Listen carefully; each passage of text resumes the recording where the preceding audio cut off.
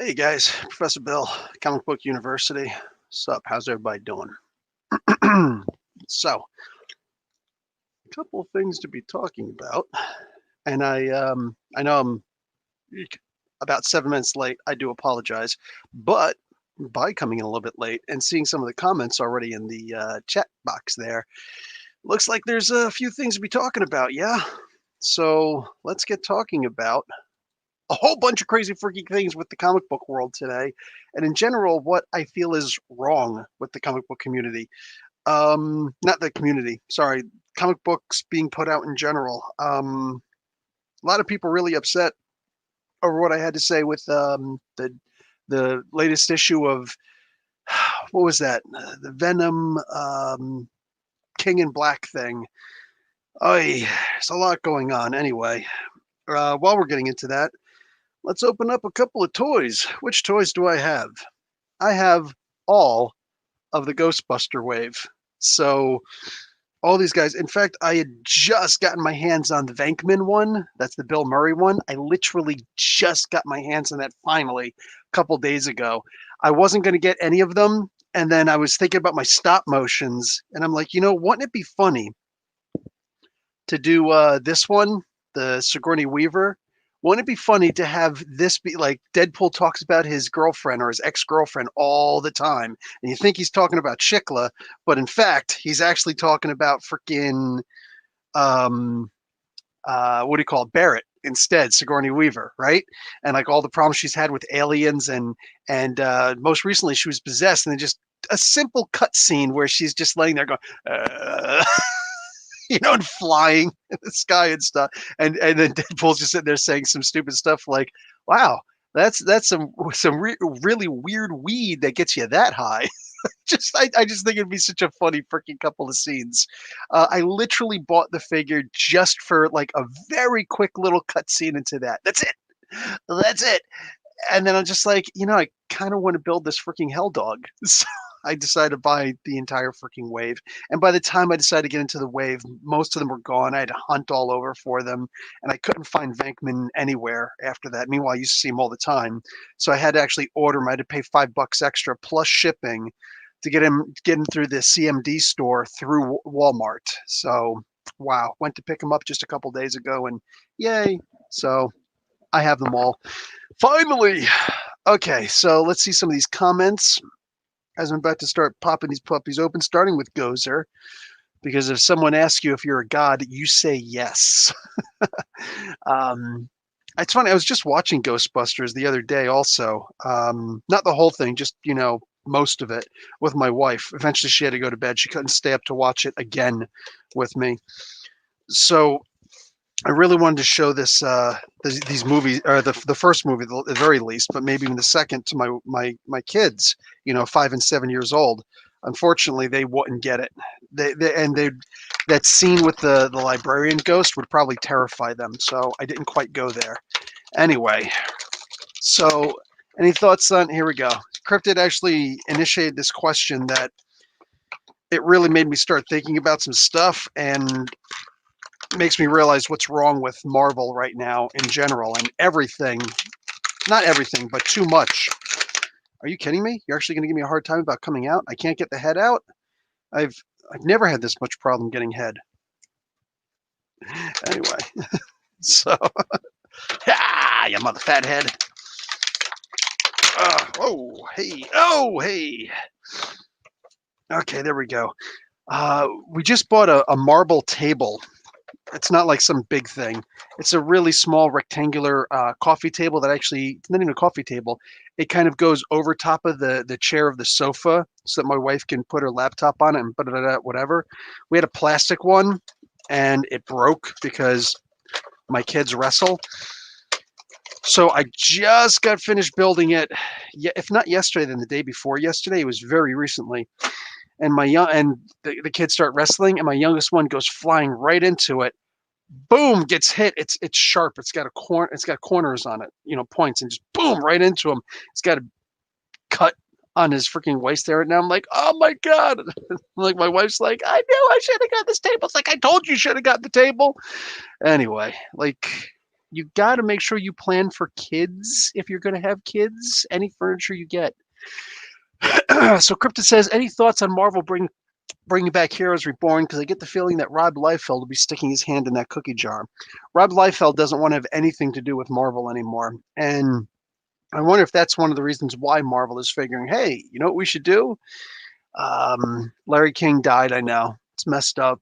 I think he was purposely trying to wait for 2021 because he knew that anybody who dies in 2020, there's a chance that you go to hell automatically. And that's not meant to be an insult for anybody who died in 2020. I can't actually think offhand of anybody who did, but like 2020 was a freaking evil ass year, right? We're hoping that 2021 is going to be better.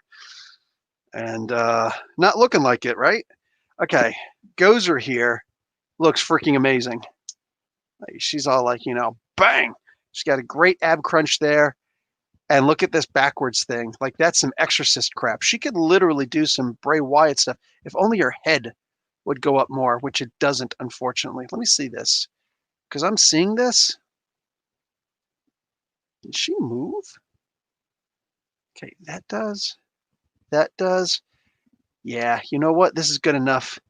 Get some serious spider monkey stuff going. Look at this. If only her head would lean back more. And unfortunately, it doesn't. There's like almost no neck or head articulation.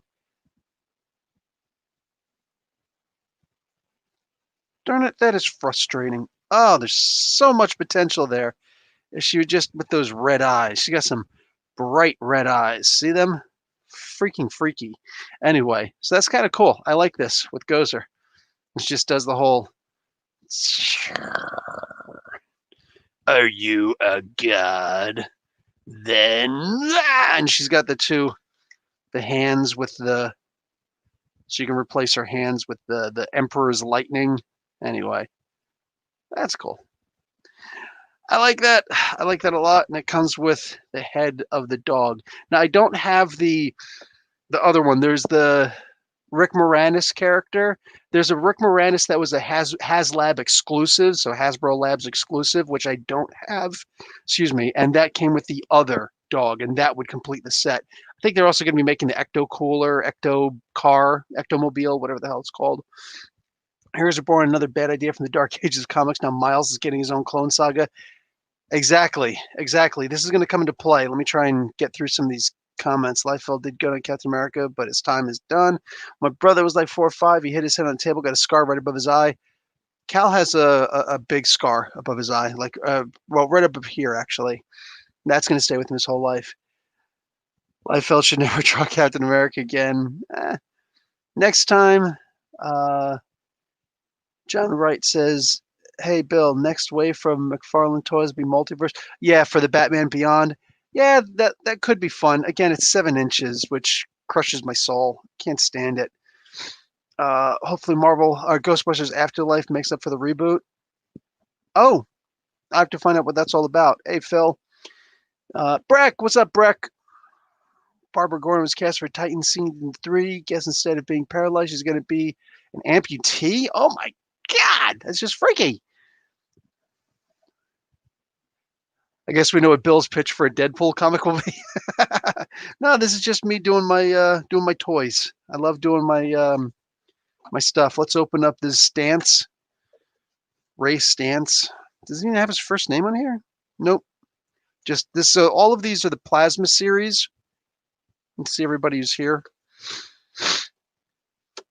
So, bow. Pop that puppy open. I love that there's the Build-A-Figure for one of the dogs.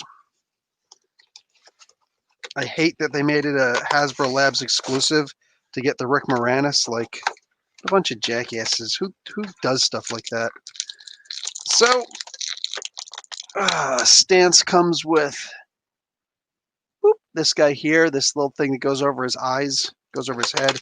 He, of course, comes with a proton pack. You know, I actually have the most, before this one, the previous release for the toys, the Ghostbusters toys. And the Build-A-Figure was actually, you know, the Ghostbusters symbol. There's actually a 3D Ghostbuster symbol with the ghost going and the big red circle around it with the line through. It was actually like 4 pieces you'd put together if you bought all 4 of the original Ghostbusters, right? I have those. I actually like those. These don't seem really a lot better. And it's funny, I don't really have the I don't really have the desire to do a bunch of Ghostbusters stories. I might, I don't know, maybe have them appear once in a while in my stories, but But I saw the original wave at the dollar store, so I grabbed them all because why the hell wouldn't you? But it is what it is. So here's Ray. Looks like he has a black eye. Last time I saw, what's this guy's real name? I forget his real name. But anyway, last time I saw the Dan Aykroyd, the actor who plays Ray, he was on the Joe Rogan podcast actually, and he was advertising his cognac and he was drinking with Joe, and it's like, wow, cool. It's like some alien stuff, whatever. Okay, so this goes over his eyes, and he's like, you know, I'm going to use these as 3D vision goggles. Right now, I believe we still use the monoculars, which is one set, but we would always have the night vision binoculars, which it doesn't, I know binoculars makes you think, you know, to see far away. You see at night, but boom, boom, and you actually have depth perception. With the monoculars, the single one in front, you have 0 depth perception, and it's hard to see anything. It's hard to shoot your weapon. It's hard to do anything. I like the monoculars a lot better than the the binoculars better than the monoculars. Okay, this is interesting, the way that the proton pack goes on and off. So I'm actually gonna have to show you. It looks like it's just one piece, and then it opens on the side, and then this is super weird because now you put it over top of his body. You have to stick his arm into the side, then stick his other arm over here and stick his head through, and then it's still got the stupid piece on the back, the peg. And it doesn't look like you can actually even take the peg off, which that just really makes this frustrating. So that's a lot of work when you could just have the peg and put the stupid peg in. That's really goofy. And it doesn't open on the other side. It only opens on the one side. Oh, that is really horrible. I'm not a fan of this version of the proton packs, dude. And this comes with one of the demony legs. I'll admit his pitch for Cap Run was pretty good, except for the drawing. Yeah, the drawing wasn't the best, and I think that most of us can agree with that. But he did have some good ideas. Hey, Professor, what's up, Justin? Now that Hugh Jackman is retired from Wolverine, who do you think will be the next? You're asking me to cast, dude. I don't do casting. I don't like to do anything that I think I suck at. So yeah, no, no casting from me, bud. There are much better people out there who can cast than me, and their names are usually given in casting credits on movies. I recognize my own limitations. More people should. So I'm opening up Barrett. I can't remember her first name, but yeah, Sigourney Weaver. She comes with the torso for the dog body. And then there's just her herself. There's literally just these 2 pieces right here. So boom. Oh, we got to know. Is she wearing panties? Oh, she is pantyless? Nope, she has panties. Okay, geez. They're red like the dress. Every time I see a dress, you know what's up. You know what's up. I don't even care if it's a freaking kilt. It could be a kilt, and I'll be like, wait a second. I got to know. All right. Stick that back in there. All right. And let me open up Zedmore. Zedmore. Unfortunately, he was considered the token black person on the show. And then you see some other movies that he's in, and it's like, wow, he's actually a really good actor. It's a shame that he's just there to be like, hey, yo, man, tell him about the Twinkies with the cigarette. Like, come on, man. Ghostbusters versus Dead Man. That would be a fun one. You know what? You know who wins in that one? The fans. That's a really good pairing. I like that one. That one might be your best one yet there, Mark. I digs it. So anyway, Tom Hardy, unless the Venom movie actually gets good. Batman Beyond Wave will have 2 versions of Terry McGinnis. Nice. Nice. I just showed you guys not too long ago. Here's the one arm. I just got the thing not too long ago. What was it? I feel a sneeze coming on. Don't you hate when that happens? Fortunately, I am photosensitive. There you go. His proton pack, same thing. So I can just look at a light, and usually it'll help me to sneeze. Kind of hoping this one will go away, though. Okay, so here's the proton ray for his proton pack. I forget what it's called. So, don't cross the streams. Don't cross the streams.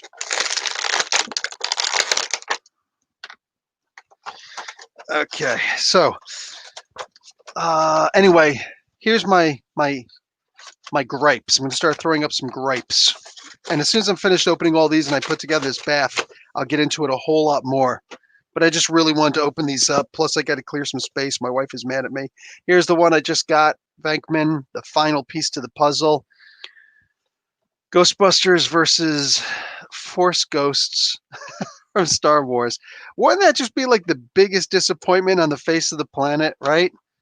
It's like, Luke, use the Force. What the hell is this? I don't want to go to the light. Ben, guide me. Oh, well, I guess I'll just use the targeting system, and the Death Star never blows up. Oh, man, wouldn't that just be messed up? You know what? Bet. I'm going to have to try and write that one down and remember it. That has got to be a scene. That has got to be a scene for one of my Deadpool skits with my stop motions. Okay. Another leg piece. Oh, all of them are freaking leg pieces now. He comes with the proton pack that's closed. I can tell by this. Yeah, there's no movement on there. It's not going to open or anything like that, but that's cool. He's got the little proton pack. Excuse me, the little whatever, the ghost catching device. Deploy the. I used to be a member of the Junior Ghostbusters Club when I was a kid. It wasn't like some fan club that you signed up for. You actually had to be a part in it. I'm putting you on the big screen. Biggest disappointment? Face of the Planet? You mean the sequel trilogy? Yeah, that would be it.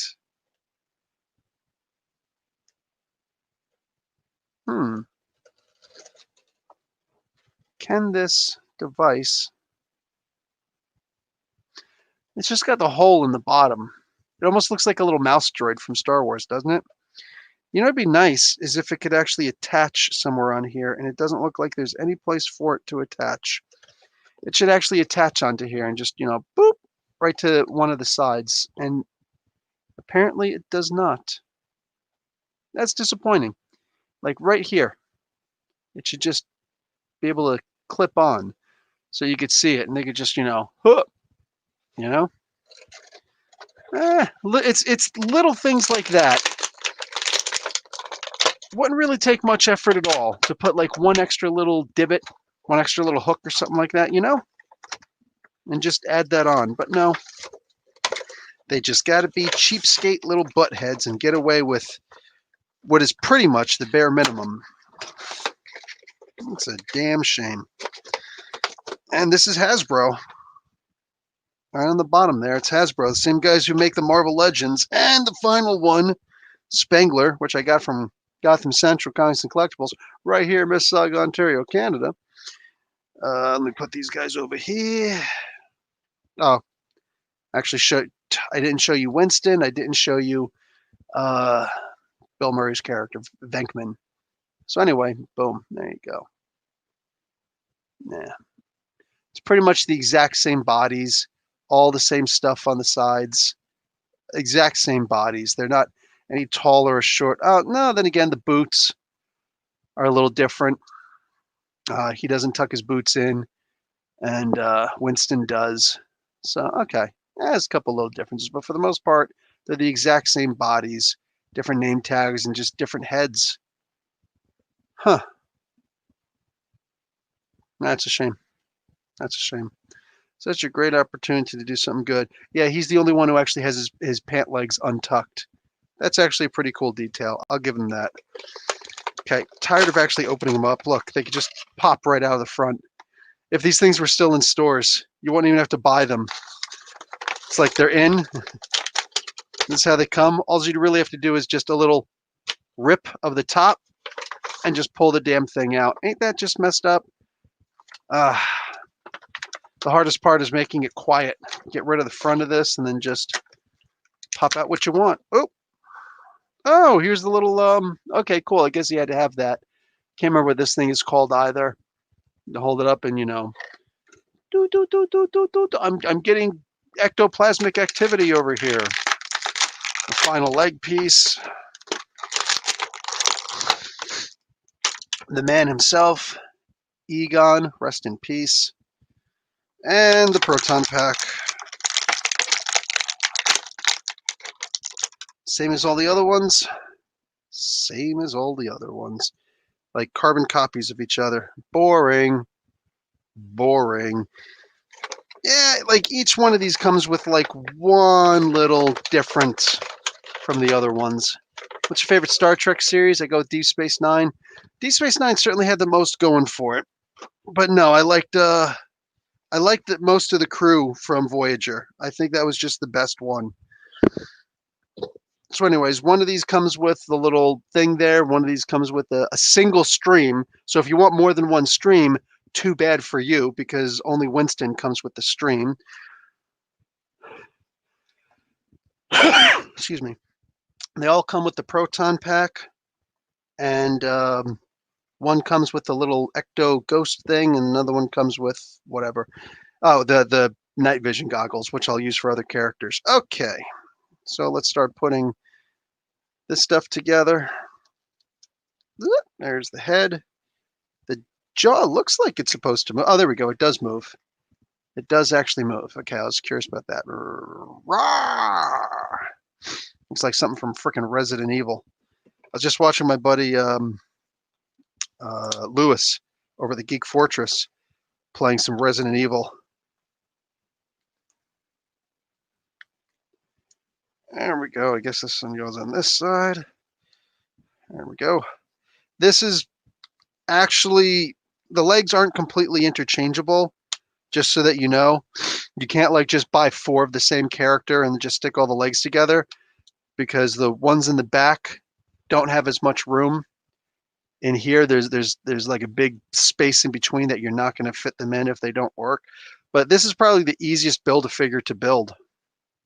That was really easy. Tail doesn't move, but it is loose at least, so there's that. Looks like a little gray turd or whatever. The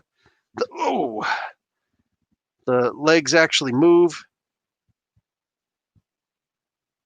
That's cool. Little spikes on the back. Those aren't as mobile. The fingers don't move, but the wrists and whatnot do. That's cool. That's not a bad figure at all. Oh, and it actually does move out like that in the front, so the dogs can actually, boom, fall on their faces and whatnot. So I like that. This isn't bad, for a Build-A-Figure. Yeah, this isn't bad at all. This is actually really nice. I like this. I like it a lot. Okay, cool. I would like to have the other dog also, but it's not the biggest thing in the world. Anyway, I got the dog. I started thinking to myself, you know what? Why not just get them all? Because I'm going to want them all anyway. And I do want to build the dog. That's the thing with the Build-A-Figures, and it's a great freaking gimmick that Marvel does, or that Hasbro does. It's a great freaking gimmick. They literally just, like, here's this totally cool Build-A-Figure. You only want 1 or 2 of these figures? Nah, I think you want them all, right? So, bang. I like that. Whatever. Okay, so let's talk about some of the things that's wrong with Marvel right now and just give this my, for the most part, undivided attention. It bugs me. It bugs me pretty much to no end. Hey, aggressively relaxing. What's up? Thanks, man. Didn't like Voyager. Thought they had a lot of potential, but different. Ended up more of the same. Nah, I hear you. So I feel that, look, a lot of people got upset, and I'm going to have to make one of those, what the hell do you call it?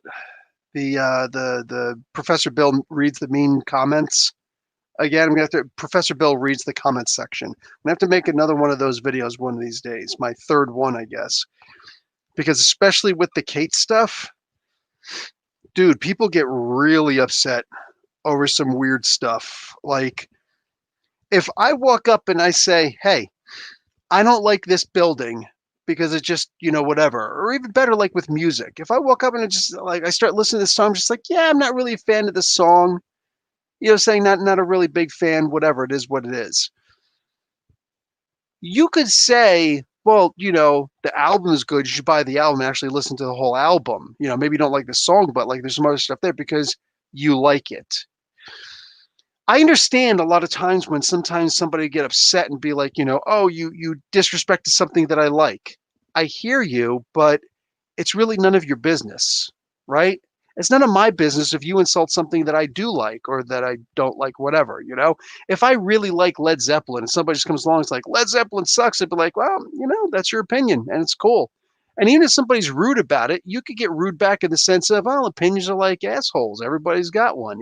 You're always allowed to just respond back with a quick little thing, whatever, a little jab if you want, whatever. But actually getting emotional and upset, I generally wonder what's wrong with people nowadays. You know what I'm saying?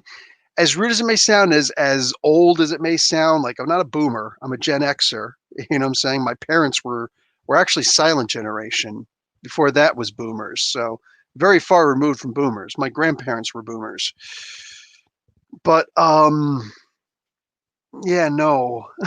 Like for real, no. I don't understand it. When I was a kid, we're the ones who grew up in the generation of if you don't like, and this is stuff that we used to say to our parents, when, oh, Howard Stern, the guy's bad. He needs to be taken off. Hey, Sabah, he needs to be taken off of radio and blah, blah, blah, blah. Why? Just turn the channel. If you like Howard Stern, listen to him. But if you don't like him, don't listen to him. But having someone banned for something, that's something that completely missed my generation. And I really feel like Gen X is, at the very least, fairly unique in that I don't know about all of us, but the vast majority of us are like, who cares? You know what I'm saying? We're the Ma'alesh generation. If anybody's familiar with the Arabic language and the colloquial, Ma'alesh is like, no worries. You know what I'm saying? In Canada, we say that all the time. No worries, right? And I think is it Swahili? You say Hakuna Matata. That's actually a real thing. You can honestly say Hakuna Matata in areas of Kenya and whatnot, and people legit, even if they've never seen The Lion King, it's like, oh, hey, some African. Hey, nice. Saying like that's a real thing, But like Ma'alesh is basically Hakuna Matata in Arabic. Like, and that's just for the most part, my generation. If you don't like something, turn the channel. Saying if you do like it, turn it up. So it's really weird to see young people acting like my parents and vice versa. Look, man, and music is one thing because you could just walk up and hear a song and just be like, yeah, I didn't even bother to hear the whole song, I'm just not interested. And for the most part, it's like, okay, whatever, I get it. He gets it or he doesn't get it, whatever, who cares? But here it is. I actually go out and I buy, hey, Core, what's going on, Core? So I show up, I like a comic book, I buy a comic book, I read the comic book, cool, there we go. So I put it in my pull bin. And now every 2 weeks or every month, whenever the comic book comes out, I get the comic book again. I go out, I buy the physical copy of the comic book. Like I'm not pulling some Comicsgate stuff where I'm just trying to review bad comics, or comics that I don't like because I've got an agenda to say that they've got an agenda. Like that's just not who I am. I have zero interest in pulling stuff like that. You know what I'm saying? And there are certain people amongst the Comicsgate crew you got to acknowledge who do that. They go out of their way to buy bad comic books that they don't like or don't agree with just so that they can make fun of it and rip it up and do whatever they're going to do with it. And that's not me. I don't rip comics. I don't do this sensationalistic stuff. That's not me. I just want to talk about the comic books and I will actually dig into it and whatnot. And some people getting upset over me with Venom and with everything. Like, dude, I loved what Donny Cates was doing. I loved it. I mean, it was the best thing going, and then it just started to get really like it couldn't be sustained. So they just started falling into old tropes that shouldn't be, tropes like, here we go. This is what's going to break into the Heroes Reborn thing. The idea of the Jules Schwartz stuff. You don't have to think up new stuff. We don't pay our writers a lot of money at DC, at the time under Julius Schwartz, because why should we? Go back and read some old comic books from 5 years ago or so and just rehash a lot of the stuff that they're doing. That's it. That's all you have to do. And there's a reason why DC Comics kept on falling back and back and back in sales, in everything, and Marvel just kept on going forward because Marvel was doing new stories. Now all of a sudden, and I don't know why this is, now everything is just, let's just rehash some stuff from the past. And they're not even taking good stories and doing that. Look, Saladin Ahmed is one of the best writers potentially out in the comic book market today. Look at what he did with Black Bolt. He made Black Bolt a character that was so amazing. Joe Fisher, God Tank, Evan Burke, what's going on? Go, gee, hey, what's going on, everybody? Saladin Ahmed made Black Bolt a character that, for the most part, people are like, oh, he's super powerful, but I don't really know too many of his stories because he's a boring as hell character. Everybody read that Black Bolt series. Everybody. And it was amazing. That's why. That's why we read it. We can give Saladin Ahmed so much slack that, it's like, hey, man, here you go. We're going to let you go. We're going to let you go. Oh, you're going to write this? Okay, you know what? We're going to. Oh, this story wasn't that good. That's okay. You're still the guy who wrote Black Bolt. You're still the guy who wrote that amazing story. But at some point, the more rope we give you, the more rope you're likely to hang yourself with. And that's not us. That's a you thing. You know what I'm saying? Saladin can only do that to himself, and I hope he doesn't. But you literally picked the story that fans almost unanimously picked as the worst story ever, the Clone Wars. And you're going to rehash the Clone Wars? Dan Slott just rehashed the Clone Wars not too long ago, and you're going to jump back into this? You literally want to take Clone Wars, the Clone Saga, all that stuff with the clones? You really want to jump up and do this? Like, this is crazy. Well, look, and it might be good. I don't know. I cannot see the future. But at some point, it starts to seem a little bit narcissistic. Why does everybody want to say, every writer who jumps on Spider-Man at some point wants to say, you know what? I got to redo the Clone Saga because, yeah. No, you don't. You could just ignore it and act like that stuff never happened, and just move on from there. Bendis did it in the freaking Ultimate Spider-Man stuff back in the day. Everybody wants to rehash that. And why? For what reason? Anyway, so it's like that kind of stuff just brings me down in advance. Hey, maybe it's bringing me down so much that when I do start to read it, I'll be like, this is the greatest thing ever. Saladin Ahmed has rewritten the Clone Saga. This is amazing. He's the greatest writer. It's a possibility. Who knows? But for right now, it's like, way to bring down the fans' expectations, man. Why would you want to retry that? If I had one chance to pitch something, you know what I'm saying? If I had the inkling, if I had the desire to actually work for Marvel, and they said, give us your best pitch for a comic book, for a story, I promise you, like the Clone Wars would never, Clone Saga, whatever, would never come out of my mind, out of my mouth. Nothing. There would be nowhere near anything I said. Of all things, really that? Oy. And now they're going to do Heroes Reborn also.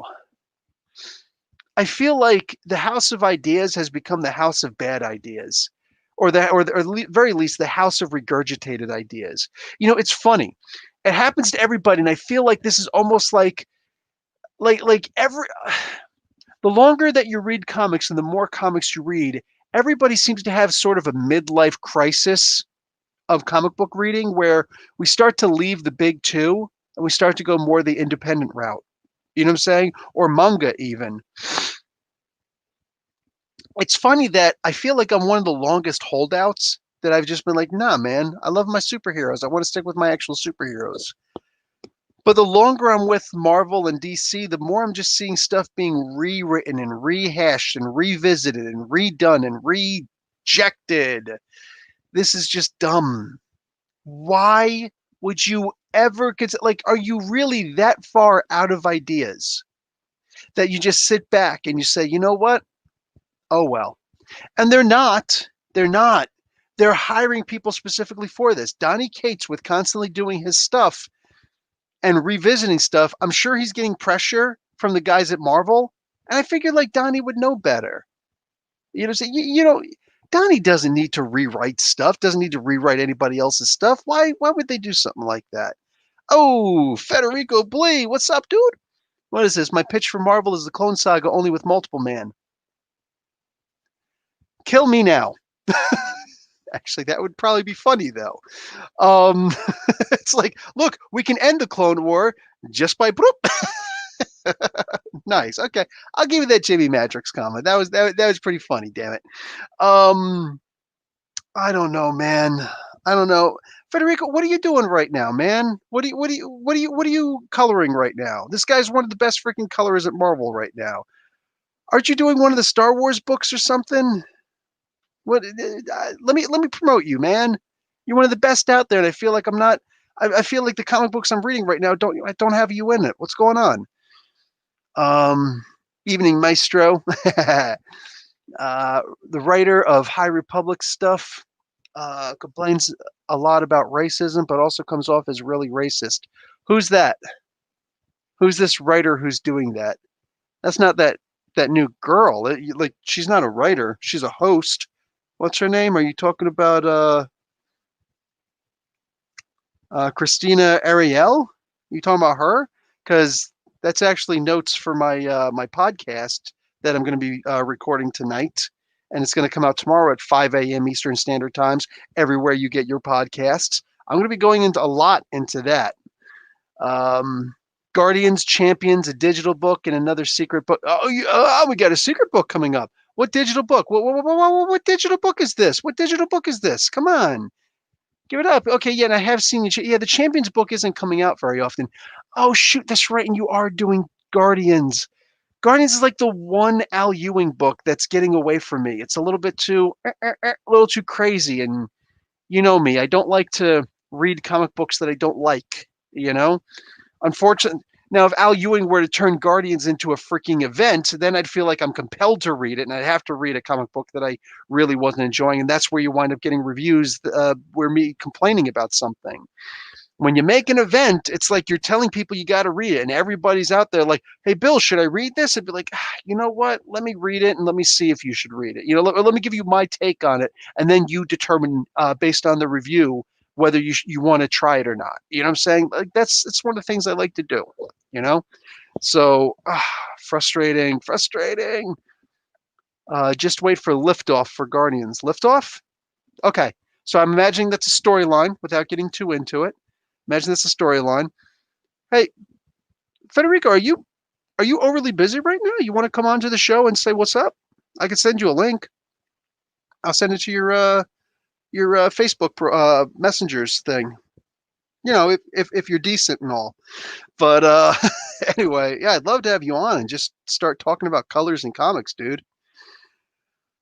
But this is one of the things that bugs me, that frustrates me in general about comics, man. The big two, the comic companies nowadays, and Marvel more than anything else. It's like you could hire people or encourage people to come up with brand new ideas. Because when you just run out of stuff and you're just like, hey, whatever, man, whatever. Let me try and rehash something that somebody else has already done. It's like you're out of ideas. Maybe it's time to take a break or to start thinking harder. I hate the idea of just rehashing stuff. It's like reboot world, you know? We've seen this in the movie industry for a while. And I feel like comics has been getting away with it for a long time. We didn't ask for a reboot of Ghostbusters. We didn't ask for a reboot of all sorts of different things. Look at what when you rebooted the Karate Kid with Jaden Smith, what was that? Right? How many people actually loved that? How many people adored that? Hey Tom, what's up, cuz? How many people actually enjoyed that? How many people were like, oh my God, this is better than the original? We'll put a date to chat right now. I'm busy with 2 covers and 10 pages for Monday. See, Federico is just this dude. He's always working. He's always hustling. You know what I'm saying? That's cool. Yeah, dude, talk to me, man. I'd love to. I would love to get you on for a chat. Talk about your process. Talk about colors. Talk about everything, dude. Let's go. This is why I've been reading less new comics and looking at older stories. Lord Raiden, what's going on? Movies need to come up with new ideas. Exactly. So, but see, this is a problem that I'm having also. It's really frustrating. It's genuinely frustrating when all these new comics are coming out, and I just want to go back and start reading my old stuff. Like that's all that I want to do at some point. I just want to go back and start reading a bunch of old stuff because right now I'm just so frustrated with some of these stories coming out. And it's like, if you're just going to rehash the stuff that I've already read, why not just go back and reread the stuff that I already have? I'll save money. I don't need your take, your fan fiction version of this. And like, oh, it's frustrating. It's really frustrating. Jamal Lewis, what's going on, dude? Try to make you feel better, Bill. Let's say you got to welcome Red Sonja back into the Marvel roster. How would you do it? Okay, Red Sonja is an interesting character. That's actually a really tough one. I love the challenge. Okay, so yeah, we're talking about Heroes Reborn Part 2, the continuation that Rob Liefeld says, I'm done with Marvel. And they're like, yeah, well, we're not done with you. You know what I'm saying? Red Sonja is a great character. At the same time, I don't know, like the Bikini Male and stuff like that. It's fun. But here's one thing that for certain I wouldn't do. I would not put her in the damn modern day Marvel universe. You know what I'm saying? She's just got to be in her own stories from back in the day.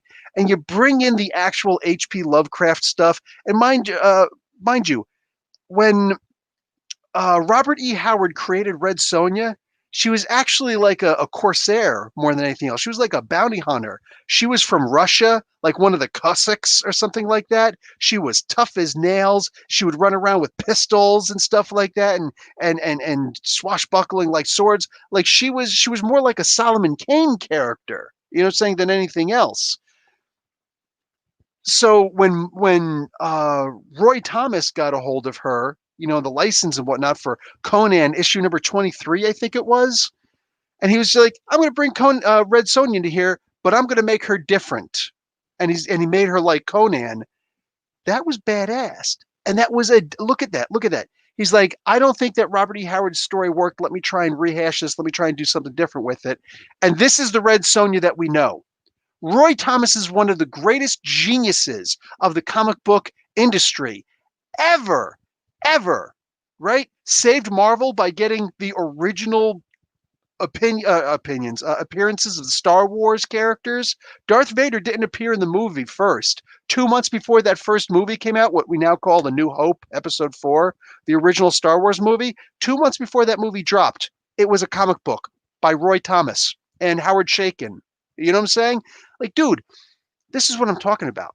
This is amazing stuff. Health and happiness to Mr. That's what I'm talking about, core. You know what I'm saying?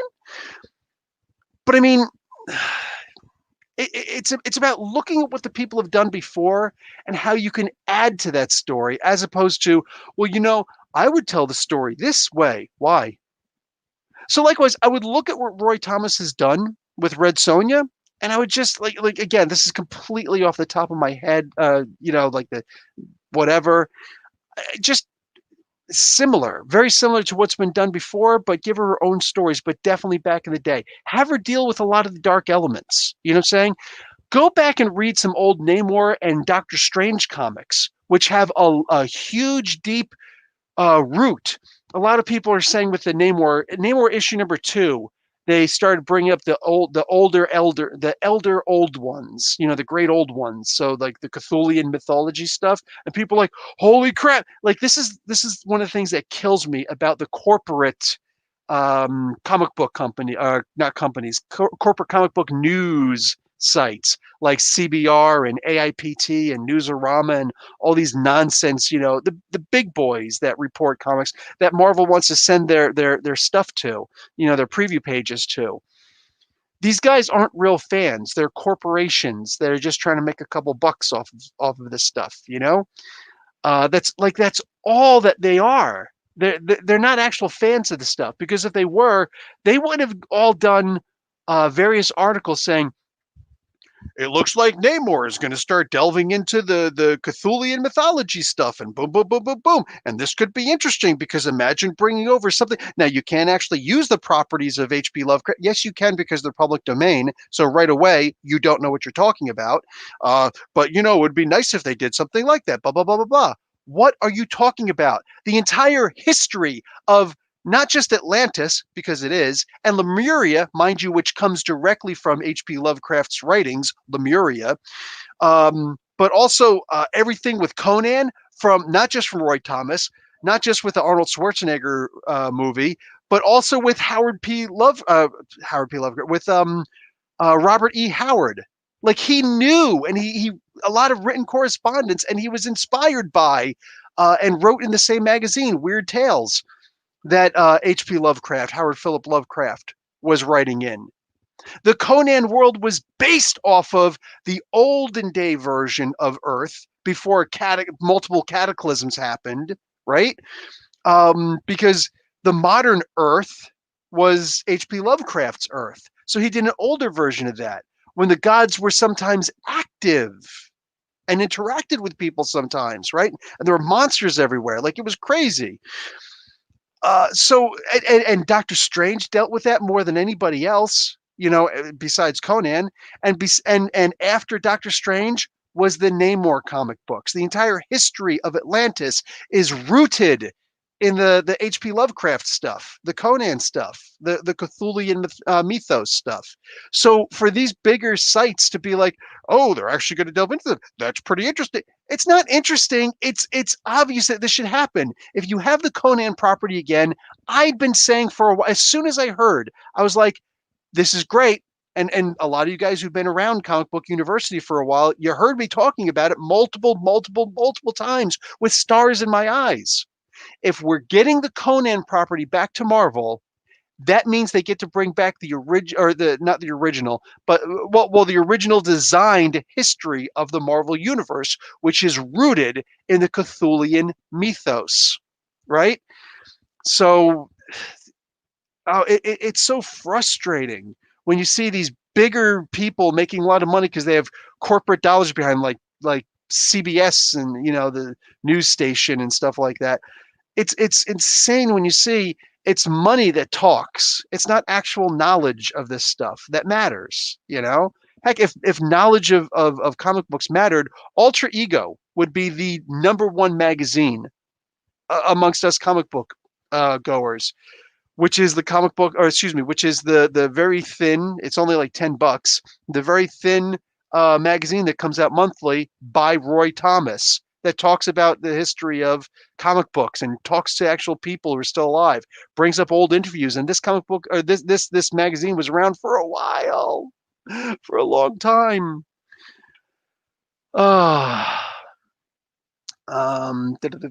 Great TV continuation of film series is Ash vs. the Evil Dead.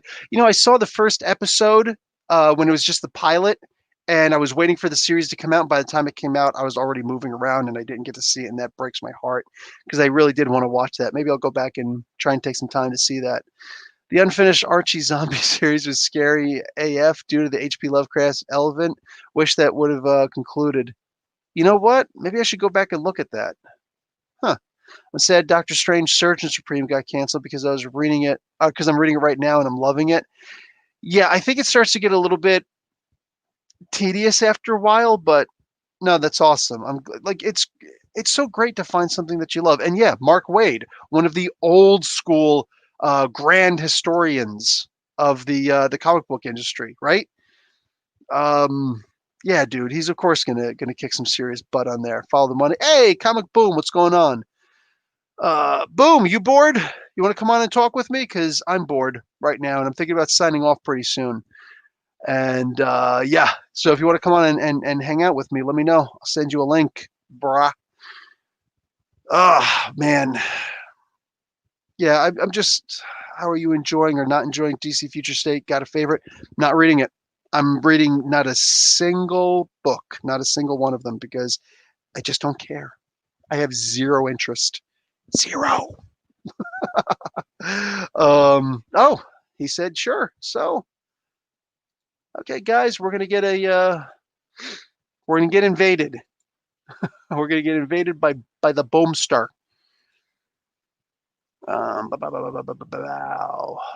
Where are you? There you are. There you go. Why don't you come by and see me sometime? Like now. There we go. Zero interest. Zero. Nada. Zilch. Bupkiss. Big fat goose egg. I used to say that with my third graders.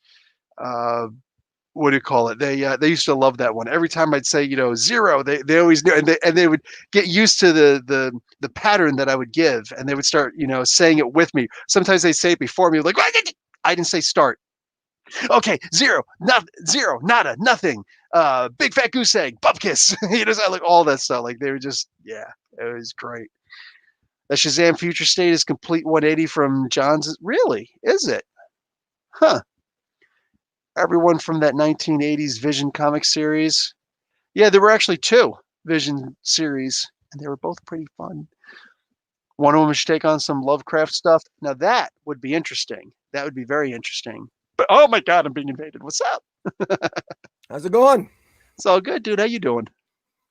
Oh, I just finished reading a bunch of Future State issues and just put up my reviews. And Oh, nice. yeah, it's I'm actually enjoying it. It's not all complete garbage, which is refreshing. Okay. Yeah, so yeah, it's got some disappointments in there, but Which ones aren't you liking? Let's disqualify those immediately. well, I'm disappointed in Immortal Wonder Woman. I still find Diana is the most uninteresting character in her own book. The Nubia Wonder Woman, the new Wonder Woman, like Nubia, she's in there. She's an interesting Wonder Woman. Yara Flores, of course, really great. But even when she's immortal, Wonder Woman is the dumbest character in her own narrative. I find it rather depressing. But there's some gems. I like Nightwing. It's interesting. Catwoman, it's really good. I actually like the Magistrate now in the future. The Magistrate taking over Gotham. It's the overall narrative. I don't mind it. Nice. Yeah. I will say this. Generally, though, Tim Sheridan, the writer of Teen Titans, Future State Teen Titans, and Teen Titan, and the Future State Shazam, he's actually got a background in doing the cartoons and some of the DC animation, and those are very confusing narratives. I'm a little bit worried because he's the he's the ongoing writer now for Teen Titans coming in March. So I've got some worries about that. And John Ridley, I find he's sort of hit and miss on the next Batman. Really? And That's what everybody's looking forward to the most. yeah, well, no, it's not bad. I don't mind the next Batman. It's just, anyways, I'm cautiously optimistic. We all know that AT&T DC's sort of gotten rid of their bigger talent, and they're sort of sticking to the lesser names moving forward. And there's nothing wrong with that if they have passion and they're good, right? Mm. But it's still a little bit concerning. But we'll see. We had a drunk stream last night. Dark Knight and I and Joey and Jace of Comic Source, and Joey can't hold his liquor that well. I love the guy. I hope if you're watching Joey, I love you, but he was in Japan and he had internet problems in Japan, and then I swear to God, I think he had like half a bottle of, I don't know what he was drinking. A little bit of vodka. Japan, they only have sake, right? I think so. It's like, next time we have and he only drinks once a year, apparently on his birthday. And I think now I know why. I don't think he could survive drinking as much as I do. Wow. What's funny is, I don't drink, so I don't even know how well I could hold my alcohol. Man. But yeah, so what's going on in the world? Nothing. Just being fairly bored with comics as of late. All the ones that I used to love, they just turned into tropes, and not even good tropes, And then again, not everybody who comments on the channel, but it's like, every so often you read something and it's like you suddenly realize why the saying is don't read the comments. Yeah. You know? And it's like I don't want to punish all the cool people because there are a lot of cool people, alumni at Comic Book University who I love interacting with them and reading with them and whatnot. But every so often you just get this total jerk who just doesn't get it, doesn't get anything. And it's like, you don't like something that I like, so therefore you're stupid and you don't get it and blah blah. And it's like you just completely misrepresented every single thing that I said. And it's like I answered your question before you asked it, and it's punishing. But one of the things that I was mentioning earlier before you popped in, um, if Marvel is going to keep on giving us, like a rehash of the Clone Saga that we'd already seen in Spider-Man and Dan Slott's run and Bendis's run and so many different runs, right, with the Miles Morales stuff. If they're going to be doing Heroes Reborn again, which like Liefeld isn't even going to be a part of this one. If they keep on just rehashing or freaking right now King in Black, I don't see that as being any different than last year's Absolute Carnage event. There's pretty much no difference whatsoever.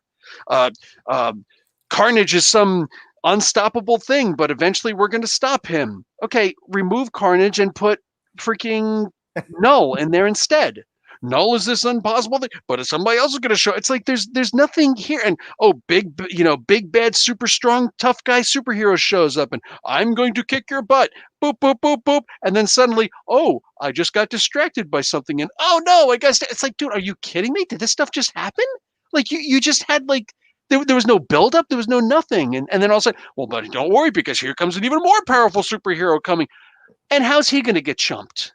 Like, just who cares? If you're going to keep on rehashing the old stories that I loved, why do I need to read your story?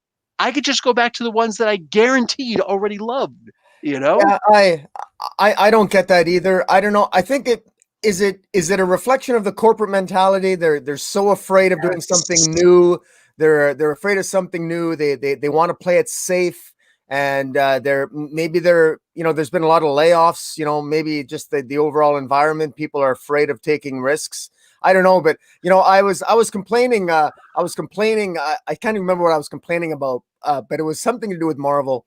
And some guy commented to me on a stream, and it was funny what he said. He goes, "There's nothing so bad with Marvel that can't be cured with two writers." and it's very, very true. No matter how bad a story is, take two writers to fix it. And I think he was alluding to Donny Cates, of course. And you get some. All it takes is a one writer on fire. I mean, look at the impact Cates has had on Marvel. Yeah.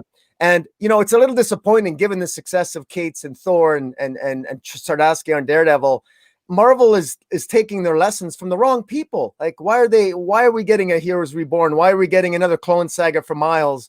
I mean, why not do something new and vibrant like Cates and Sardasky are doing? I just don't.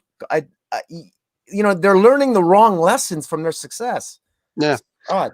OG asks if you're related to Henry Rollins. I could see the resemblance. just I got to work out more. Right?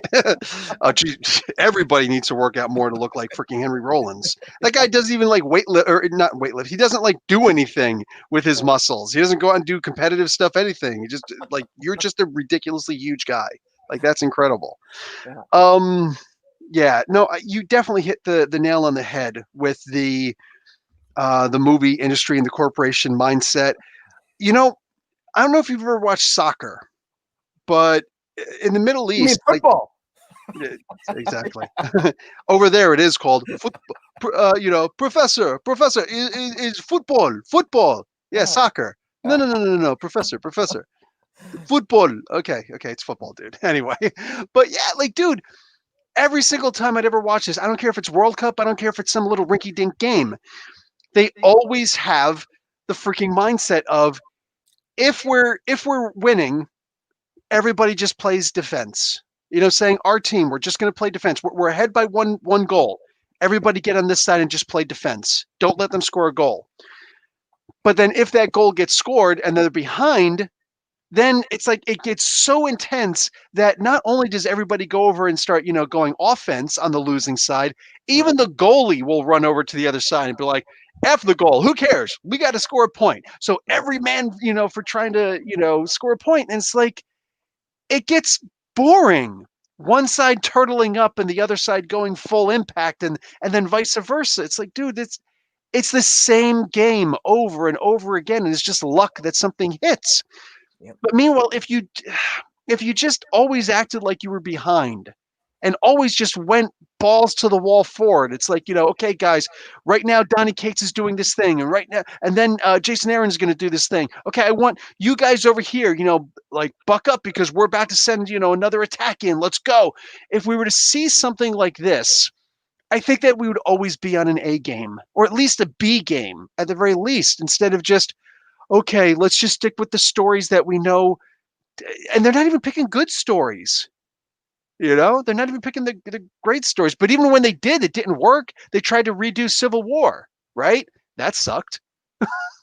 No, I think we're headed for I think in comic books, I mean, I think people are, to use your analogy, I think people are getting tired of watching the same old game, or the same old soccer game, and they're looking for a different sport, and that might and that's where the indie market comes in. I think the indie market, it only continues to get better. A lot of the top talent is migrating there. You're seeing it more and more, and it's going to be very interesting. It's going to be very interesting. So I don't think it's the end. It's funny because it's not the end of comic books, because comic sales are still fairly high, and they actually did fairly well even through 2020, through the pandemic overall. But it's really the big two that have suffered more than the industry itself, which is kind of interesting. Yeah, and it makes sense because they're turtling up. I think this is a lot like, you get a breakout musician, just an amazing musician. Like the first album is just, holy crap, of this band or this whatever. And then after a while, hey, Dylan, what's going on, Dylan? Hey, Dylan, you want to pop in? Send me a tweet really quick, and I'll not a tweet, a private message. I'll bring you in on this also. You just get this. Dylan's young. Dylan have a young man's perspective on this, and he likes the indie scene a lot. So that would be a fun one. When what was I saying?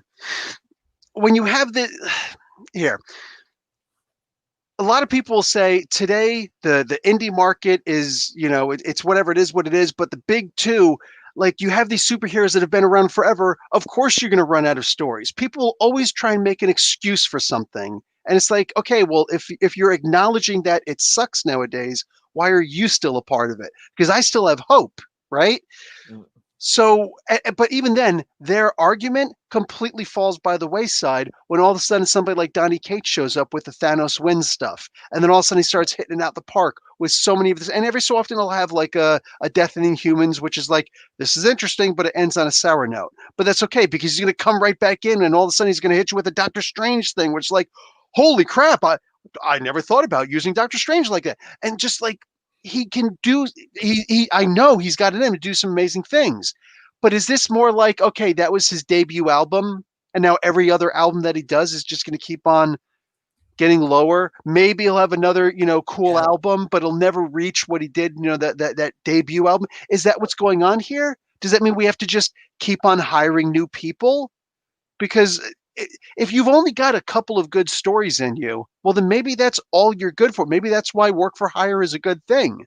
If you don't have the ability to come up with new good stories, and I hope that's not the case with Cates.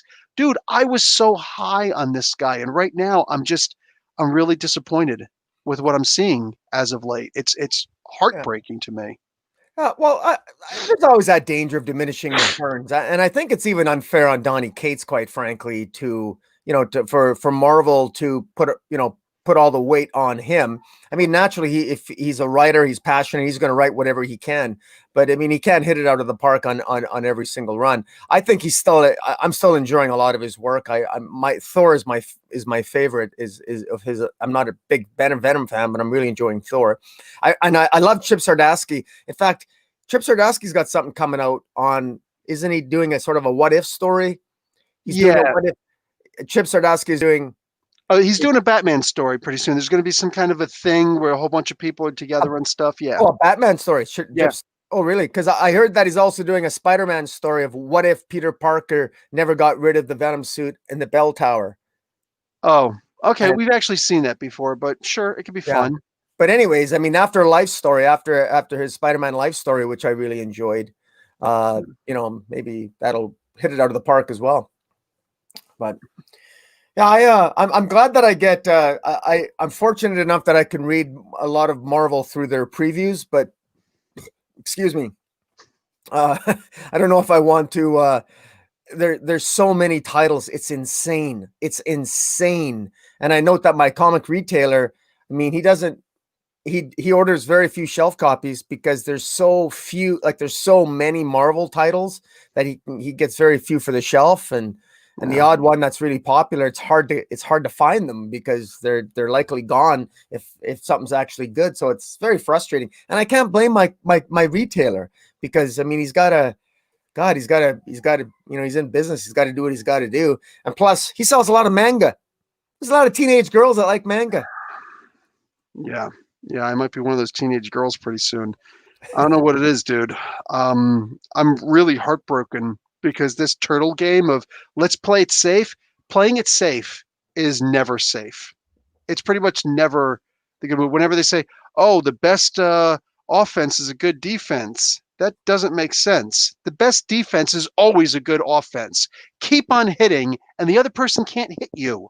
You know what I'm saying? Like, just, yeah, you could get yourself tired, but that's why you do it in a tag team form. You know what I'm saying? Boom, boom, boom. A little tired. Come on in and take up for me. You know what I'm saying? Like I'm tired right now. I'm tagging you in, dude. Yeah. Okay, yeah. Tag Oh me in. man. Out for the count, but yeah, no, but like I said, the indie market now is fantastic. I mean, and I'm enjoying the break now from DC. And what I like about the DC Future State is that they're forced to tell the stories in 2 or 3 issues. And so I'm forgiving them a little bit. They got some crazy ideas, but I actually like right now them taking some crazy risks. Sure, there's some stinkers, but the Bendis story that I'm quite certain it was a Bendis story in Superman, for example, War of the Worlds. I mean, normally that would have been a Bendis 36 issue tale. It would have encompassed 2 or 3 years. I like they got to cram it into 2 or 3 issues. They just got to cram it in there. And PKJ, Philip Kennedy Johnson, PKJ, he's the new writer on Superman and Action.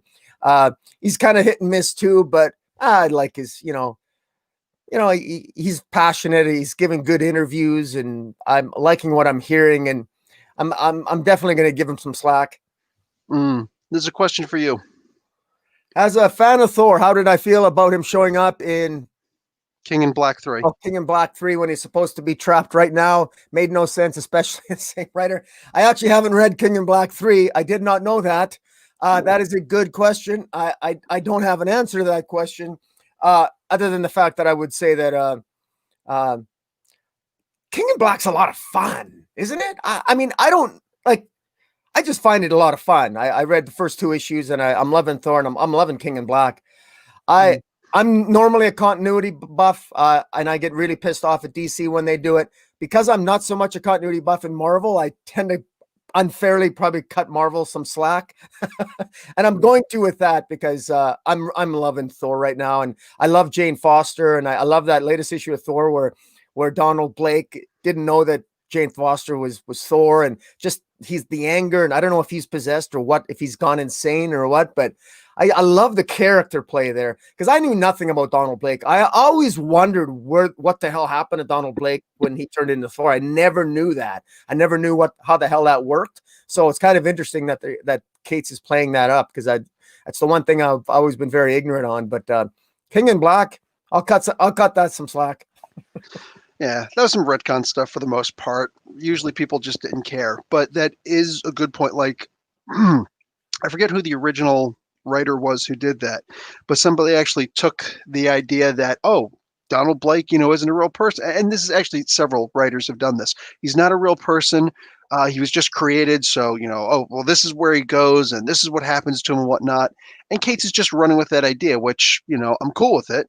I feel that like the Thor actually really bugs me. I'm not having a lot of fun with Thor right now, and Why's that?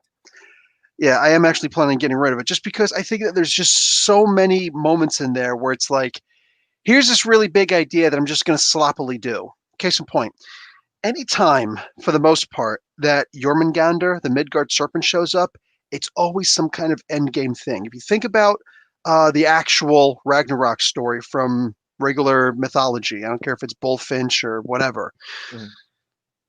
the Midgard serpent is the beast on the day of Ragnarok or during Ragnarok that Thor actually dies fighting. He kills it, and then in its dying breath, it releases its poison gas, and then eventually Thor turns into the Thor who laughs. Oh wait, no, that's a Zack Snyder or a Scott Snyder version of that. Anyway, he exhales his last breath. You like that, right? And then he becomes and then he dies. He walks like 9 steps, and then he just passes out, and he falls and he dies. Okay, happens, right? um I think that when you just start a series and the only thing is go big or go home, just like Scott Snyder, it's like, dude, keep it in your pants for a little while. Tease a little bit before you show her. You know what I'm saying? Like, you don't just come right out and be like, hey, boom, you're gonna scare everybody away.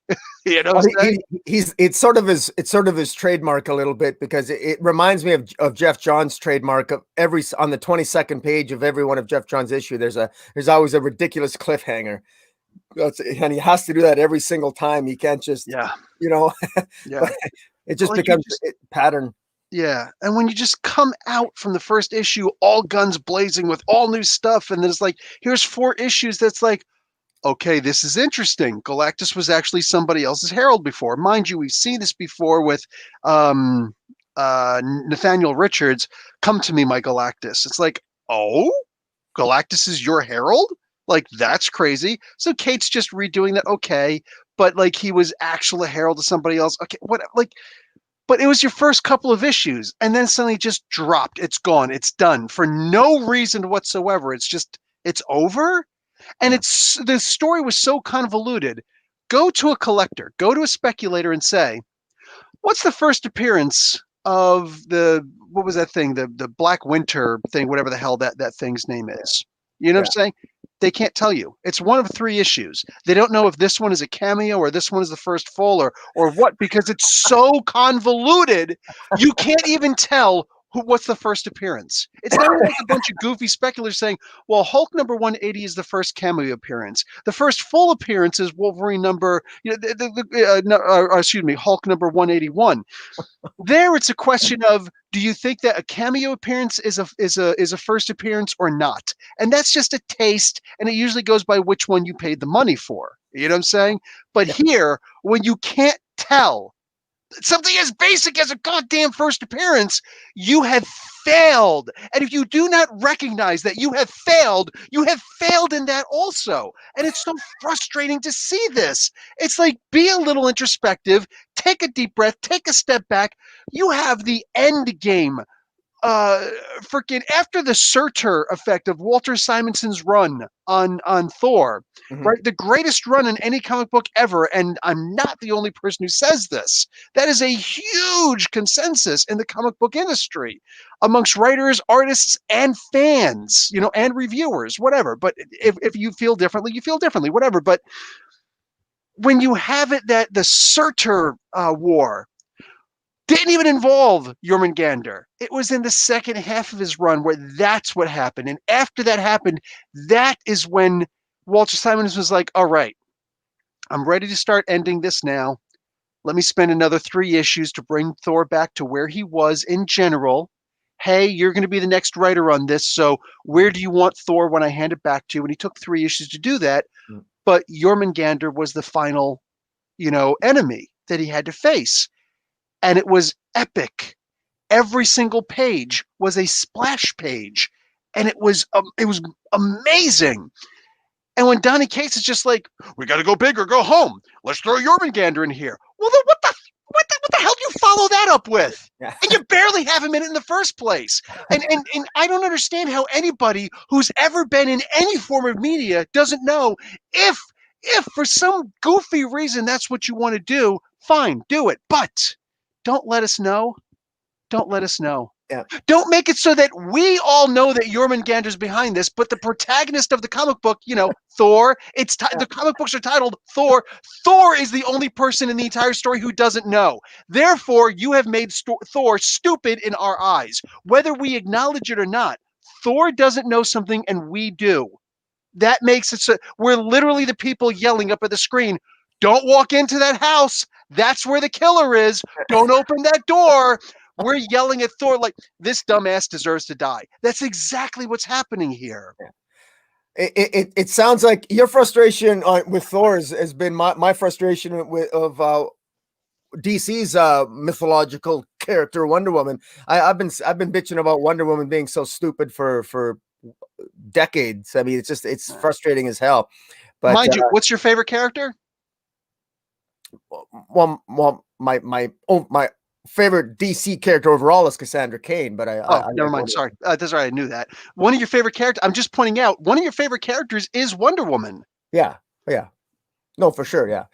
We're always. What's that expression? We're always most harsh on the ones we love the most. Yes, that's how I feel. That's exactly how I feel. I love Captain America. I love Hawkman. But if you're not writing a good story in those characters, I'm not going to be like, well, I'm a fan, so I'm just going to read it anyway. No, I'll be like, dude, this is horrible. This is horrible. That's the kind of fan I am. I expect more for the characters who I love the most. Here's Thor. Here's this character who's supposed to be Marvel's answer. Marvel's true original answer to Superman was Thor. Before anybody else, before Hyperion, before Gladiator, before freaking whoever, saying it was Thor. Freaking handle the character correctly, and it's not like do it my way or not. No, surprise. I want to be surprised. I don't want this to be paint by numbers for me, where it's like, okay, he's hitting all the check boxes off. No, like say just do a good story with the character, and it breaks my heart that that's just simply not what's happening here. Well, I mean, you never know. Maybe it'll end better. Ye of little faith. I guess so. Again, it's not like you and I. We're a few of the few. We're a few of the few, the strong and the proud who actually buy our comic books. You know what I'm saying? There's a lot of people who are like, oh, I got an online copy. Yeah, I wonder which site you got that from. You know what I'm saying? I doubt it was Comixology. I doubt it was from the Marvel app or whatever. You know what I'm saying? Like, we actually have the physical copies, of the comic book. And when we say, oh, this is an exclusive for online, you can at least trust that, this is what we're saying. So it's not necessarily to cast, shade on the people who don't buy physical copies. Did they, illicitly get this comic book or not? I don't know, but whatever. But I do know that we're not just some people who decide to read the comic book for free online someplace, and then we're just, griping about a free product. We're fans. We're actually buying the comic book. We're in love with this stuff. And then you turn around and you're just giving us stuff. And then we complain about it. And what, our opinion isn't supposed to matter? Or oh, we don't like it, so therefore it doesn't matter? That's not the way it works. Hey, Swan. I know somebody in your chat asked me another question, but I'm more interested in what the content of the question was. I had no idea that they're rebooting the animated Batman on HBO Max. Thomas, GTA Gamer. What do I think about them maybe rebooting the animated Batman on HBO Max? I did not maybe. No, they're not going to. He said maybe. Oh, that would be awesome, though. I mean, that would be amazing. Yeah, they're going to bring it back to there, so we're finally going to see it there. But I don't know about them rebooting it. I mean, when you look at the legacy of Batman animated, what it led to in comic books with Harley Quinn, and of course, Batman animated's got a new life now. It's got its own. The comic books come back now with DC. Man, I would love that. I wish they would even try to. I'd like to see them even copy the animated style, like not because they always try to sort of add their own little different or artistic flair whenever they sort of redo Batman. But I'd like to have the same the same music, the same theme. You know, maybe they probably wouldn't do that, but man, that would be the cat's meow. If they had some of the same people working on it, yes, I think that it would. I'm scared about nowadays because I feel like, we're going to reboot it, but we're just going to retell these stories again. And nobody's asking for that, you know? Well, I don't know. I feel bad. You seem like you're a little bit down, my friend. Yeah, I know. I really am. I really am. I want this to all just be better, and it's not. It's heartbreaking. It's heartbreaking. There's some good comics out there, man. There are a lot of good comics out there, but unfortunately, there's a lot of people who just aren't good at comic books, but they're apparently being told that they are. And by who? Like, who's telling them that they're good at this? And they're only listening to the people who they want to listen to, which that's your prerogative. But I mean, where's the learning process? Where's the learning curve? I can't help but to look at the people like Jim Shooter. I can't help but to look at some of the people like the Roy Thomases of the world. I can't help but to look at some of the greats from back in the day who you could give them a little bit of criticism and they would take it. Granted, it's a really toxic atmosphere right now where you got a lot of people just coming up and it's like, you suck. And they're not saying why, they're just being assholes. And it's like, okay, well, that's you, wow. But yeah. No. See, Sabah goes and points something out. I think that you need to take a break from comics for a little while, Professor, just to refresh your mind. I know that a lot of people say that, but who was it? Oh, for crying out loud! Who's the guy? He does a lot of works with Snyder a lot in drawing the Batman comics and whatnot. Greg Capullo. Capullo, there we go. Capullo just put out a tweet like within this hour where he's like, I was drawing and putting out way too many comic books at the time, boom, boom, boom, boom, boom, but I was really happy with the work and whatever, and I decided to take a break and a step back. I come back after a week, and I figure I'm going to be refreshed. Nope, I completely forgot how to draw. He's like, how does that happen? And I agree, same thing. Like, for me, like, I don't do this because, like, if I took a break from the channel or took a break from reading, like, if I take a break from reading comics, I'm taking a break from my channel. You know what I'm saying? I won't come back. I promise you. You know what I'm saying? I'd be like, dude, I'm done. I'm just done.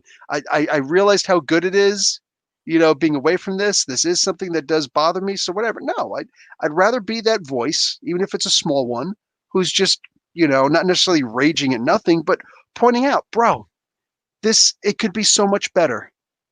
It could, because when we get a private message from somebody, because you were involved in the same private message stream that somebody, I'm not going to say who, but that somebody went and sent to us, right?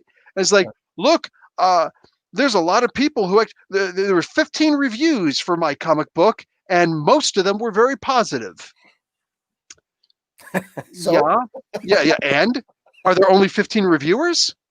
Like, you're talking about between YouTube and the regular, like, website stuff, there are only 15 people who reviewed your comic book? That alone is a failure on the ultimate level. I don't care if every single one of them were positive. That would actually make it even worse. You know what I'm saying? But, like, if only 15 were, when there are, like, hundreds of us out here reviewing comic books and whatnot, and you show me, like, look, there were 15 reviewers. It's like, what? Where is your mind that you think that that's an argument in your favor? There's so many people. So we'd graduate, which is, if I ever left, we'd all graduate.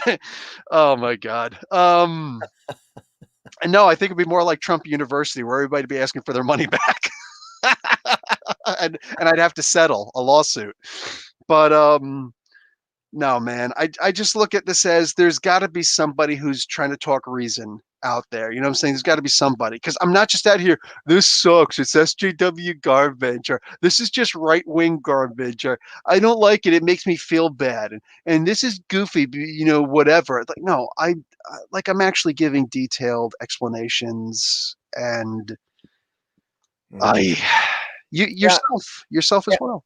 Yeah, I took a break. I mean, I think I went for a good I'm sure it was a good 2.5 months in between videos there, and I just needed the break. And well, now I was busy at work too, and because it got busy there, and there was just everyday life stresses and anxieties and blah blah blah. We're all human beings. We have other things that go on in our life other than comic books, and sometimes it's just nice to have a break. And you got to do what you got to do. I don't, and it's I agree with you that it's really easy. It was easy for me. The longer it went in between doing a video, the easier it was not to do one. I did lose some incentive, and then there's no question that the lack of quality of the content had something to do with it. And I mean, I joke about. I mean, I can go on my rants. I like ranting once in a while, but it was to a point where, like, when I say rant, to me, a rant is fun. I enjoy doing rants, but when my rant is actually a rant because I'm actually genuinely upset and I'm pissed off, that's not really my kind of rant. I don't enjoy that. I like having fun with a rant. Poking fun at myself, poking fun at the comic, but whatever. But being actually pissed off, like, why am I reading comics? Like, it's sometimes I needed, I did, fortunately I got guys like you, and I got, Dark Knight and Joey can give me a kind of a metaphorical bitch slap inside my head and say, hey, maybe stop reading it, or maybe, maybe review something else. Cause it really got that way with me, because I got, thank God for indie, and even now, shame on me for not reviewing more indies. Why the hell am I still reviewing these? Why aren't I talking about I mean, I just read 3 indies today. I just read Dune Atreides. I'm behind. I read the first 2 issues of Dune at House Atreides. Excellent. Right. I love it. I mean, I read the book. It's We did. Okay, good. different. Is it based off of the book? Well, I think it well, loosely, I guess. I mean, I think it's not the Dune story, but it's the House Atreides. Like, I read Dune 25 years ago, man. So I mean, I'm just No, what I mean is they actually Frank Herbert is the originator. His son, what's his- Brian Herbert. Brian Herbert and Kevin Anderson, I think it is. Yeah. Yeah. Those two have continued the stories since the original 6 books were put out, and they actually did House Atreides, House Harkonnen, and I think they did the house for the Emperor also. I can't remember his name right now. Yeah. It doesn't. So, did you actually read the book House Atreides, the novel? No. I read just the original Dune. I read the original Dune, Children of Dune, and then the third one, and then I read this was back when I was like 19, 20 years old. So Yeah, this, no worries. this is a long time ago. Yeah, Children of Dune is actually a third one. Dune Messiah is the second one. Thank That was you, yeah. actually my favorite one.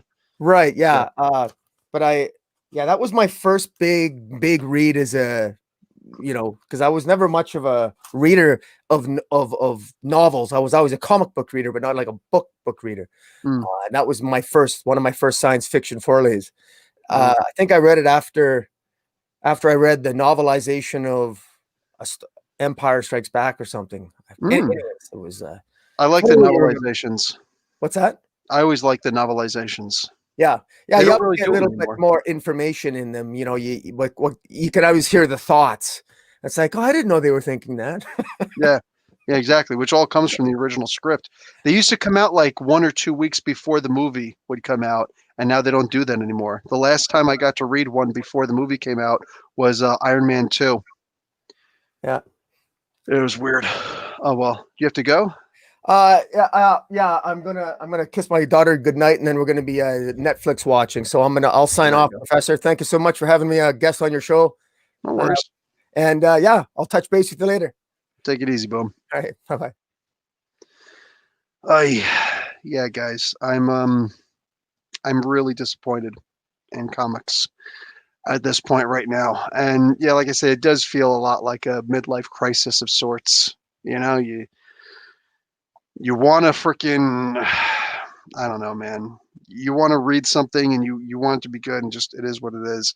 Like I said, after the King in Black thing is over, if it doesn't end on a really good note, then I think I'm just going to be done with reading Kate's for a while, because it just is what it is. But then again, he's only going to Legacy number 200. Maybe I'll read it to the end because it might wind up ending on a good note. but it's just that's the thing about it, man. You're supposed to build to a crescendo, right? But I mean, if you can't, if you just go too strong, too hard, too fast, and you don't have a game plan for how it works and how it's going to level out, you're really just you're getting in your car and you're flooring it and going as fast as you possibly can, and it's you're just going to wind up blowing out your engine before you get to the finish line. You know what I'm saying? You have to pace yourself. You have to do better in that regard. Think it has the chance to end up really good. Can fluff gameplay? I really hope that you're right. It does have the chance. Everything has a chance for the most part. And I think Cates is one of those people who he certainly has the ability to. You know, the question is he just getting too distracted? Is he taking too much time out of his life doing the screenplay for God Country, you know, which he gets to write, which is an amazing opportunity for the man's, you know? But I mean, it's the same thing that a lot of us said with Bendis. Most of us were on that Bendis tip. We were like, dude, go, go, go. This guy's awesome. You know, Bendis should write everything. There were a lot of us who were saying that. And then it just started to get a little weird. Then he just started falling into his own personal tropes, you know, Bendis speak being the greatest sin of them all. At the end of the day, hey, Raven, what's going on, Raven? Raven, pick a Ghostbuster. Pick a Ghostbuster, Raven. Hey, Gamer Kids, is your dad here? Is your dad okay after that hot pepper gummy bear thing that he ate? Because wow, what do you call it? Yeah, it's where was I? Anyway, yeah, Cates has the ability to just kick some serious butt and take some serious. Oh, Bill Murray. Okay, gotcha. I was like, me? Bill Murray? Okay, so, hey, I'm here. I'm kicking some butt. I'm here to catch some ghosts and take some names. Let me tell you about the Twinkie. There you go. Thanks for that $5, Raven. Love you, man.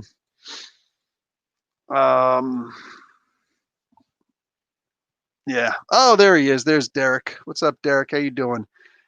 You guys go check out Derek's thing to watch him eat a he decided to special order a single red hot chili pepper style whatever red bell pepper thing gummy, and his face and his kids are making fun of him while he's trying to not die from it. It's freaking hysterical. Oh man. Oh, hey, what's up, Memphis? How you doing? At first it looked like Mephisto. I was like, you're Mephisto? Aren't you supposed to be on WandaVision? One Batman story I don't want to see animated is the near apocalypse of 09. That's a good point. I suppose we could see it go either way with Kate's conclusion, King and Black and Venom. Ghost Pepper Gummy. There we go. Yeah, gameplay. Like I said, Cates has the ability. He has the talent. He has what it takes.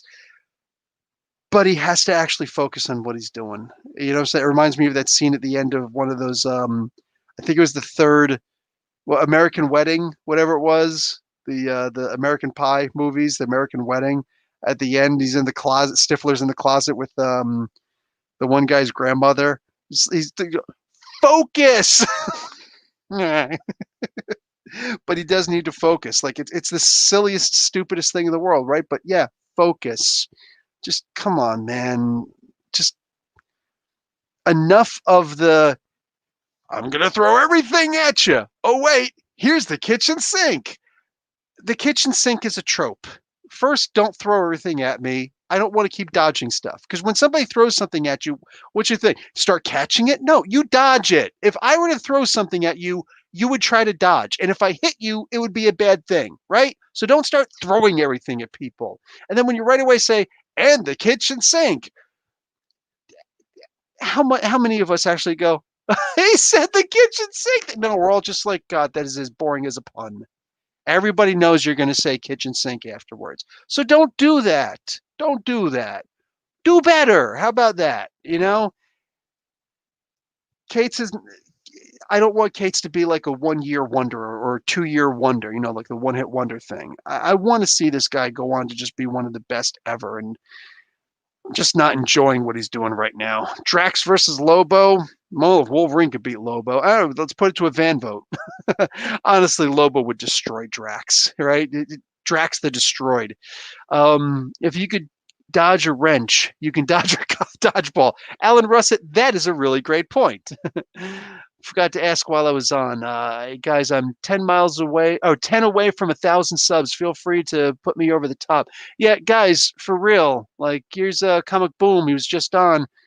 Send the guy a sub. You know what I'm saying? Let's get this guy to 1,000 subs. That's where he gets on his way to being monetized. So you can see how miserable the money is in the YouTube career. This is the reason why I don't do this full time, because the money is horrible. I would starve. My children would starve. My wife would leave me. My kids would leave me if I did this full time with the kind of money that we get, man. Anyway, oh hey Henry, what's going on? Cool lightning powers. Yes, I read your stuff. Ralph is Mephisto in WandaVision. He looks better in the dark. That would be pretty interesting if they did that. I almost hope that he's not in there. Sabaj just subscribed. There we go. Just looked up Comic Boom. There's 2 subs. We need 8 more, my peeps. 8 more from a man, Comic Boom. Let's go. Let's do this. He dropped the follow button. There we go. There's 3 of them. That's 3. Then there's the fame and the groupies. See, fame and groupies, that's a big deal. You know what I'm saying? You can't go wrong with fame and groupies. Anyway, Legion of Superheroes versus all the X teams. Legion of Superheroes, man, they're going to have Superman on that team. I mean, is there a mutant power of like forming kryptonite? I don't see it.